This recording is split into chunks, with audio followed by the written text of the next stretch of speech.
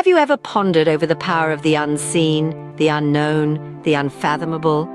Today we delve into Law 28 from Robert Greene's seminal work, 48 Laws of Power. This law, titled Enter Action with Boldness, is a clarion call to the power of decisive, audacious action. It's about embracing the unknown, stepping onto unseen paths with confidence and courage. And remember, boldness isn't about being reckless, it's about taking calculated risks and making audacious moves. Boldness is not about recklessness, but about calculated risks and audacious moves. Boldness, you see, is an art. It's the art of making your presence felt. It's like wielding a painter's brush, where each stroke is a statement of your intent. Boldness has the power to disarm opponents, leaving them in awe of your audacity. It commands authority, and those around you can't help but fall in line. The bolder your strokes, the more indelible your impression. Now consider the flip side.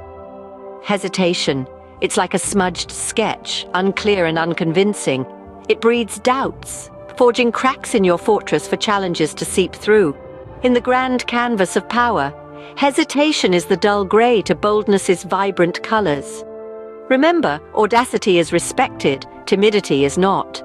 Now, how do we master this art of boldness, one might wonder?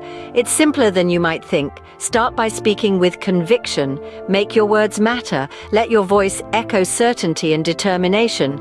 Next, act with confidence. Show the world that you know what you're doing, even if you're figuring it out as you go. Then make decisions quickly. Don't allow hesitation to creep in. The quicker you decide, the more confident you appear. Finally, handle pressure with grace. Understand that pressure is a part of life, and how you respond to it defines your character. These actions can dramatically alter how you're perceived and can influence others. As Greene said, timidity is dangerous, better to enter with boldness. So take the leap, make a bold move, and watch the world react to you.